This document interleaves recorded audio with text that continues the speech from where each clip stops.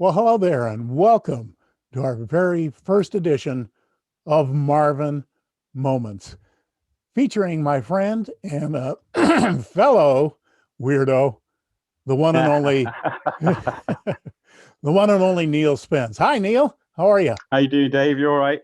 Oh, I'm doing pretty good for an old fella. How about you? Oh, not too bad for an old fella. Well, I'll tell you what. I've been looking forward to doing this. I've been a little nervous about doing interviews because I didn't know if I'd be able to carry the mail or just how that would work or what the level of interest might be. But Oh no, likewise, exactly the same myself. yeah, Would I be able to hold a coherent conversation for half an hour? 40 minutes. yeah, whatever it takes, man. I'm going to get it all out of you one way or another. And I'll relax in a minute. I've been rushing around like crazy. well, I understand that you live in the UK, Newcastle under Lyme. Yeah, that's right. Not the Newcastle upon Tyne like now. Okay, down Well, down it's a below little bit further Clark. north than that, I think. But Uh-huh. Well, that's um, interesting. You know, my ancestors come from the UK. oh, And brilliant. yeah, my understanding is that where you live was originally what's it called? Pons alias by the Romans some Yeah, 2000. on my way to work, actually, there's still a few places. If I go the back way to avoid the freeway, the motorway, there's a couple of places. One's called Axton Juxta Mundra. I mean, as Latin as it gets. I've no idea what it means. I've driven past it every 14 years, almost every week. You still don't know, but you got it No, I've never memorized. looked it up. Do you mind telling us a little bit about what little background on what you're doing as you Yeah, work? yeah, of course. Okay. I mean, I'd say it all started about, I think it's roughly about 5 years, 4.5, 5 years ago now. So after watching Mars Anomalies and Will Ferrar, and went on to Will's forum and got really, really involved. I've always been interested in sci-fi and space, and I can remember reading the most fantastic books back in the 80s, where the future now we were going to have the most amazing things. We'd have been on the moon, everything. It never came to fruition. It's always there in the back of your mind. Yeah. Yeah. Um, and all of a sudden, I actually really, really looked at some of these photographs, on Gigapan, and I was absolutely blown away by Keith Laney's work, Nev's work, and Todd's work. Todd's done some brilliant, brilliant work. I don't know how he gets the such a fine line, crisp line on some of the images. I'm still chasing for it. When enough souls out there for me to explore, I was completely obsessed by it. Hour after hour after hour, sometimes imagining things, sat there, there's a guy under that rock, and I come back the next day and think, no, I was definitely far too tired to just give up and gone to bed. For about a year, I just completely swept away by it all. I couldn't believe what I was seeing. Could not believe what I was seeing, whether it was partly imagination or the fact that, nowadays we know so much of science fact. You start looking into the background of everything. Yeah, there must have been a civilization there. There's far too many anomalous things on the face of that planet. Whatever cataclysm happened, which, I mean, devastated the planet. You can see the tides of debris and mud and rot that are sloshed around the planet. It must have been just there's evidence terrible. everywhere. Yeah. It would have been the most amazing but terrifying thing to have seen that happening to a planet. I don't see how anything could really survive what I've witnessed there, and I concur with you exactly. It's obvious that Mars has been thrown into a blender, and Yeah. that it was a global cataclysm, and the devastation. What I'm seeing in my mind's eye, I happen to agree with John Brandenburg that it was a nuclear attack, but The evidence is pretty clear. With the trace. With the traces of what can only be described as the waste of a nuke. There it is. And but my gosh, I mean, the planet was knocked off kilter, the atmosphere was stripped away, the oceans boiled and sloshed back and forth in tsunamis that we can't even. And then you've got that huge gash in the side of the planet. Was it an electrical impact? Was bingo. it what gouged that out? It looks exactly the electric theory I like. I like that a lot, and it looks exactly like a welder's mark. on Oh the yeah, no, that's surface. right. They've done some amazing small scale demonstrations, with high Yeah. voltage and sand and a scaled down regolith and Hmm. identical kind of patterns. Unbelievable. Isn't that amazing? And it concurs exactly with what Velikovsky had to say, that as planetary bodies got closer to each other, or very close, there was a potential discharge between them. I mean, gigantic Oh yeah, lightning bolts, basically. the magnetospheres of planets, and all those active particles, hot particles flying about. Mm-hmm. It totally imaginable. In fact, probably the most sane idea as to what happened to gouge it out. I mean, it certainly wasn't dug out, and it certainly wasn't dribbled through by water. Like the Grand Canyon, you can definitely see how the water's eroded that over time. But it's nothing like the Grand Canyon. It's a crazy place, and probably in the lowest points has the densest atmosphere on Mars as well. Probably good for microbial life and things like that. I don't think there's anything else now left there that's particularly big. Yeah, well, I guess the jury is out on that until we get a little more hard evidence that we can actually say, yeah, this is true. That said, I know that Joseph Skipper had published a lot of images from the early MROs that appeared to show forests and lakes. And isn't it interesting, Neil, that in the last 5 years, NASA has come around to saying, well, the sky is blue, and yeah, there is liquid water on Mars. And I know that's right. People have been saying it since back in the 70s. well, guys like you and me and gals too, to me, it's an amazing science fiction story. And, yeah, just played out in front of you. It's almost, we're living in such a rich age of information and data. It's amazing. Absolutely stunning. I'm absolutely overwhelmed by the data coming in from Perseverance, or what everybody calls Percy. I sat as Dave the other night. There was around 260 photographs. Frantic, trying to get a panorama around, trying to do something good, a bit of wow factor, and then all of a sudden, thousands came down, and I was, what do I pick this?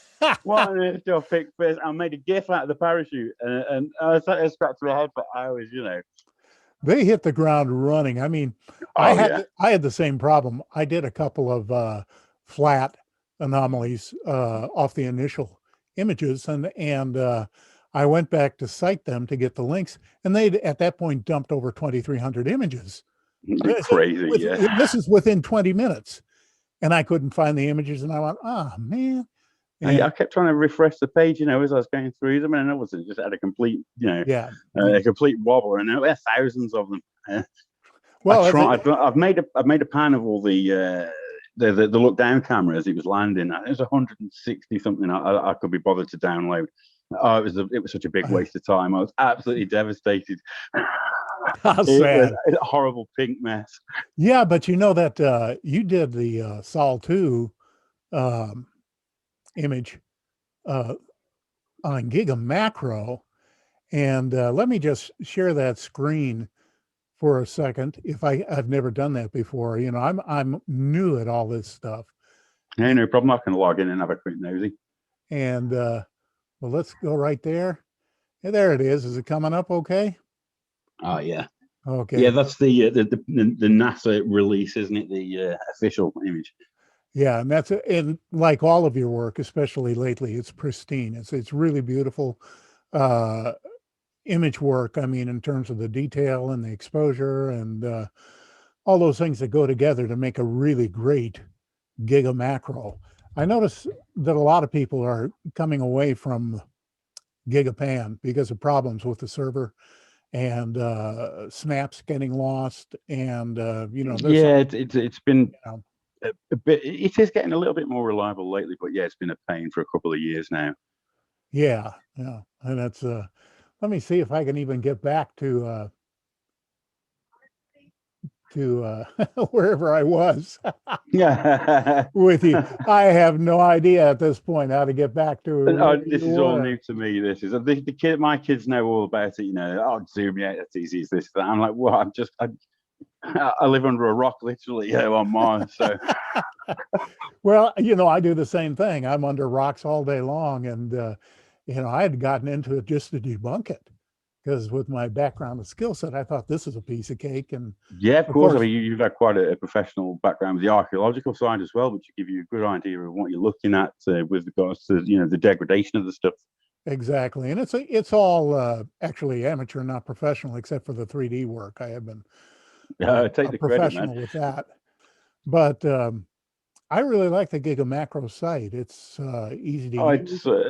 it's very user friendly. I love how you can rotate the image and stuff as well. What are you working on now from Perseverance? Are you working on some more stitching and I have been, yeah. A around? lot of the images have been a little bit unsuccessful. I downloaded quite a few navcam images this morning. I think there was about 20 in the set, and they just won't shoehorn together to save my life. So I'm starting to stack the images with the RGB stacking, which to simply explain to everybody the three filters that like your TV and your monitor uses, your red, green, and blue channels. You open a blank image and you post the navcam red image into the red channel, green, and likewise blue, and all of a sudden those three grey images come together. You've done it. Real. I've done it. You know what? Excellent. You know what, Neil? I feel like a grown-up just now. Give yourself a shiny, man. Well, it's funny because all these guys I'm dealing with, Jimmy Roberts and Chris Maroney and Neville, and everybody is like so hip to the digital thing, and I'm still kind of a doddering old git, as I've been called before. Oh yeah, the idea. Put the instruction manual to one side, mate, and then about 10 minutes later, I have to reluctantly get it and read all the way through, and I still scratch my head. Well, the thing is, you can't actually experiment with this stuff unless you're actually in a Zoom meeting. And that's what I realized earlier. Yeah, It's asking me to make a widget or this, that, and the other, and see what it looked like. I thought, oh no, I'll just try it with it when I get on the phone to you. So I'm just so proud of myself that I figured that all out. Now my kids would be like, oh, "Come on, Dad, this is like yesterday." Hey, how many kids you got there, Neil? I got two boys. Josh is 16, my eldest, coming up to 17 soon. Actually, he's in college doing a computer sciences course, and I got Zach, he's 14. My wife's across the other side of the room. She throws something at me if I get it wrong. He's 13 at the minute. Oh my God. I got the look then. I got the look. Yeah. First time we ever took him abroad, actually, Dave. I couldn't remember his date of birth at all or anything, to the Spanish authorities. And the lady on the passport desk, she looked at me and she looked at my wife and she's like, kill him. Yeah. Zach's 13 and he's had like a year off high school with all this COVID nonsense. So he's been studying at home and stuff like that reluctantly, so I'd be glad to get him back into school, mate, where he can be productive again. I wanted to ask you, what is your perspective on the anomalous community? I mean, how do you see this whole movement, if you want to call it that? There's a very real, serious, deeply scientific movement, which, as my group's name is, say the paradigm shift is kind of changing. Look at the focus on ancient history, unknown history, ancient aliens, exoplanet, the whole sort of discovery and history thing over here. It's all geared towards paranormal, in search of things that we just haven't got a bloody clue about. Our lost history, basically. The whole paradigm's shifted from the 80s. That would never have happened in the 80s. You'd have been laughed at. But then there's this whole ridiculous side to the anomaly thing, with the man in a catapult. Why on earth would a man be sitting in a catapult on the Martian floor? Come on, think about it, people. Well, what gets me is how they'll certain people will go on and on about what the color of what the person is wearing and what they're wearing and the wagon they're carrying and the dog in their arms. Oh, no, that's right. If there is anything there, they're petrified, covered in stone, like Pompeii, from the Mount Vesuvius kind of thing. But I don't see a lot of it. No, I don't either. And I guess, I don't want to be rude. I'm not rude. I try and be as candid and as polite as I can on Facebook. I try to be kind. That's right. Although but I'm also blunt sometimes, and something I think you have to be. I was yeah. yesterday actually with somebody. Yeah. They basically told me to get a grip and to go away and do some research, and everything's just been filtered from Greenland, you know. And I thought, hang on a minute. Yeah. You know what? I don't, and I put FFS at the end, and they were quite rude and condescending with the next reply. So I was as polite as I could be and said, I'm just going to leave it there, you know. Well, you know, I just take the approach. In fact, I'm pretty sure, Neil, that I had the same guy make the same type of comment on one of my posts just the other day. And I mean, we're all entitled to our own opinion, you know, Dave. no, and that's fine. And you got to have a thick skin to play in the yeah, that's right. It's like pulling out the Quran in church, you know. It's not going to happen. But it's pretty silly, and there's the snobby ones and the crazy ones and all that. But fortunately, there's kind of there's a nice core. Yeah, there's a nice core of people. Everybody kind of supports each other and supports each other's work. I mean, sometimes I don't see what even, you know, what you guys see. But at the end of the day, I respect your opinion, and I'm not always right. If we all thought the same, how absolutely how distraught would you be? It'd be so boring, you know. I mean, with different ideas and different connotations comes different theories, and it's you know, I don't stay that much on Facebook. I kind of go in. It's for me, it's like wading in sewage. I put on my waders and I dive in there, and you know, I'll take care of my particular Facebook pages. Yeah. Check and see if there are any fires I need to put out, and then I'm out of there, because I've had it, you know, with yeah, that must have been, it does rub you up the wrong way some days. But it's the only venue that I know of where you get the exposure that you need for the work that you're doing. Yeah, no, that's right. I mean, I put a post up, I think it was last week, it's 4,000 hits within a week. Wow. There's absolutely nowhere else that my post's going to get that kind of reaction, you know. It's absolutely mad. I mean, that is I think that's the whole total, because what I'll do is I'll just share the link from Paradigm Shift out to all the other groups, so you get a collective number rather than like, you know, 6 in this group and then 3,000 in that one.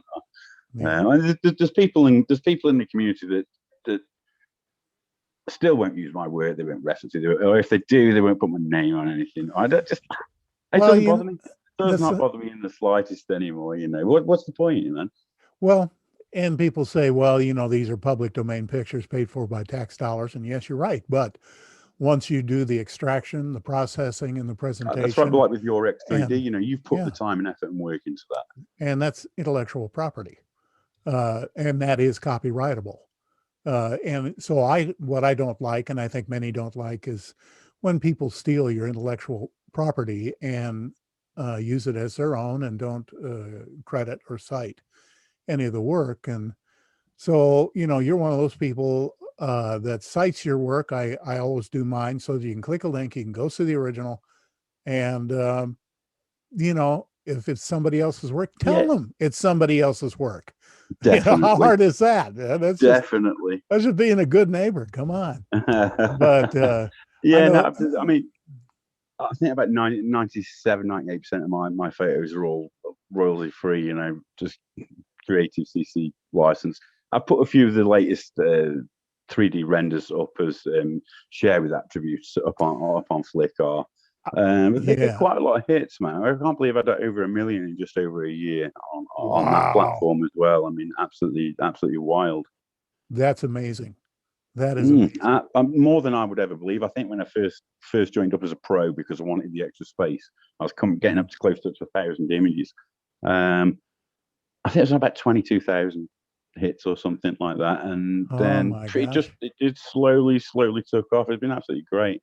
There's some really good people following me now that are really supportive as well. So, you know what I'm excited about, Neil, is that the Percy apparently has not only 23 cameras, but the engineering cameras, the science cameras. Most of the cameras are color 4K high-res stereo, and I can't wait to dive into that, because the nav cam has they're holding out on us. Oh, geez.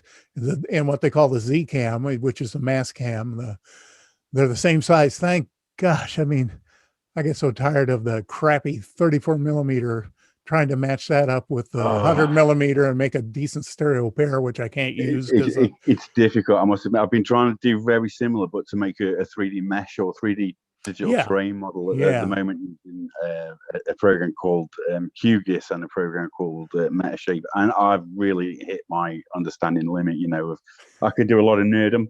I know a lot about computers and phones. Used to get into the Android routing and things like that, but oh my god, this GIS thing blow my mind. So it must be really, really difficult doing the estimating where the camera positions and getting everything to focus. It's tricky stuff. there's a little bit of a tap dance in there, but you know what you're doing with your 3D mapping is completely alien to me. That to me sounds incredibly complex, and the ones that I've seen have been just beautiful. And the The I know, resolution's never good enough, though, man. isn't that It's true? so tricky to get that really Yeah, good crisp resolution, that yeah, you get in yeah. just in the top-down high-rise images.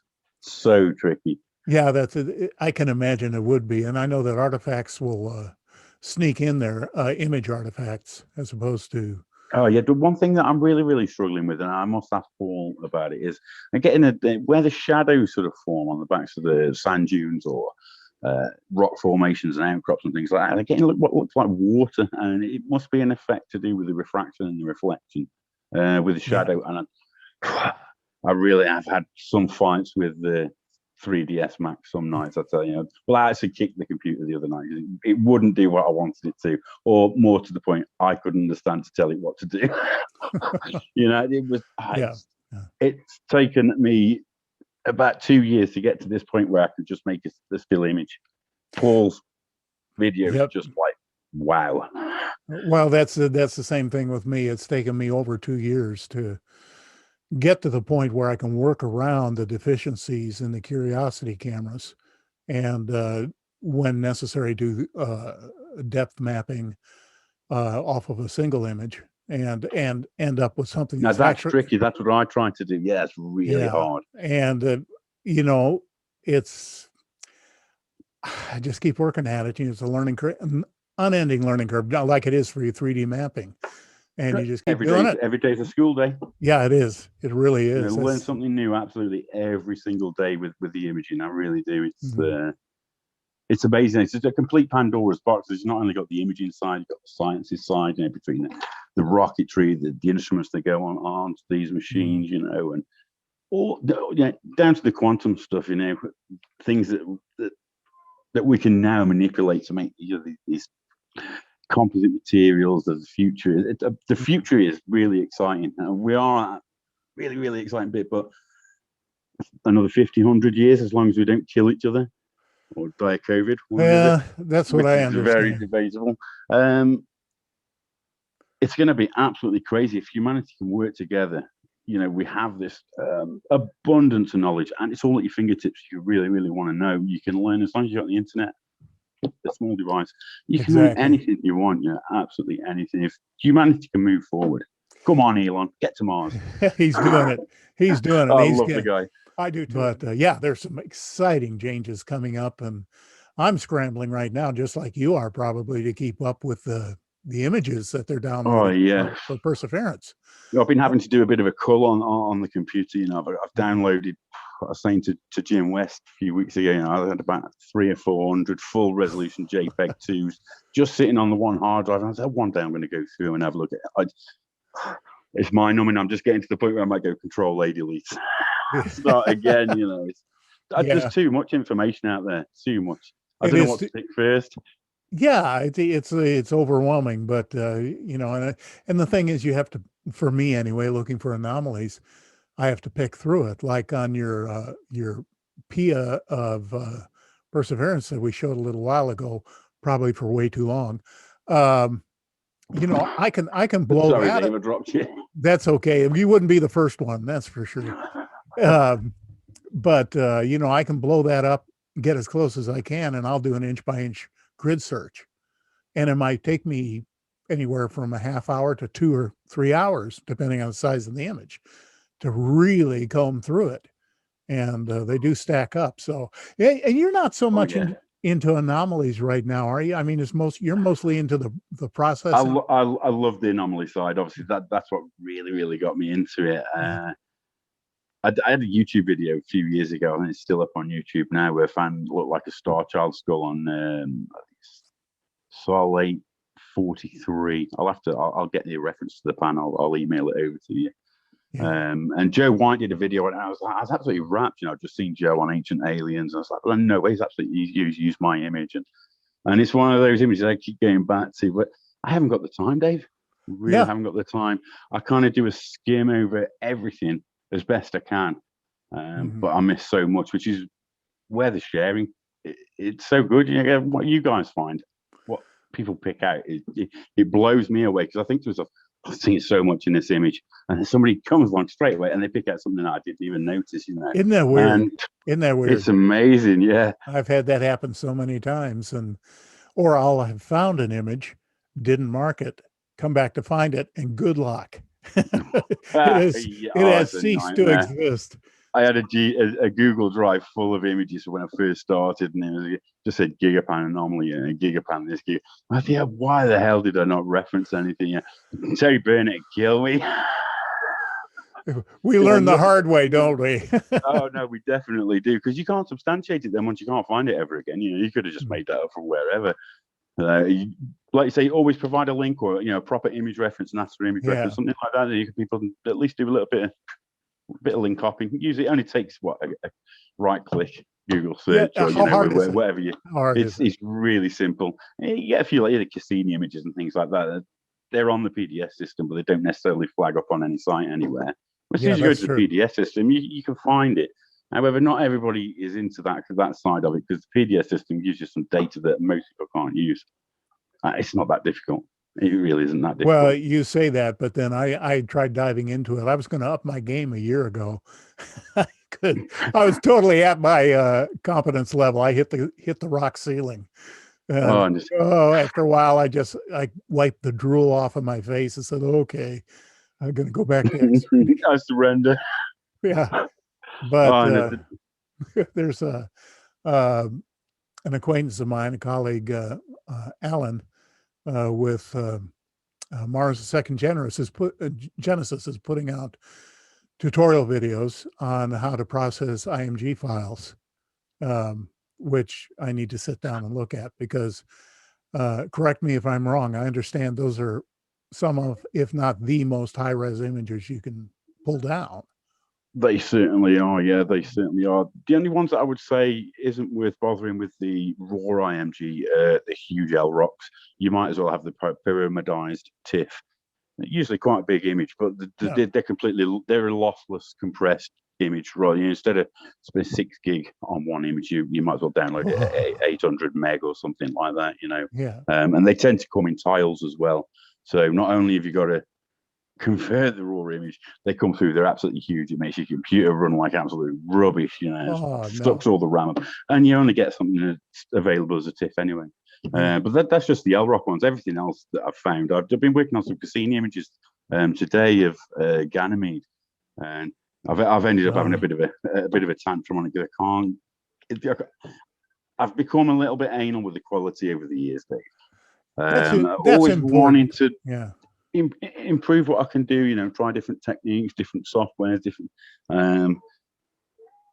It's tricky. I was just saying to Jim the other week, I made him a pan of one of the Curiosity souls, and he said, "Oh no, that looks absolutely brilliant." I said, "Oh, I couldn't choose between the 22 versions that I've done." And he's like, "What?" So I sent him a screenshot. He's like, "Wow, you're as anal as me." When I look back to 4 years ago, it was terrible. It was absolutely rubbish. But it's all a learning curve. I say I'm not an expert. I just spend my spare time doing it, and if I can learn more, fantastic. I'd love to share the knowledge. I'm just rubbish at making videos. Absolutely rubbish. Well, it's there are built-in challenges all along the way that keep us from. I know when I look back on my work from 3, 4, 5, 6, 7 years ago, and I just cringe, and I go, "Oh, why did I ever make that public? Oh no!"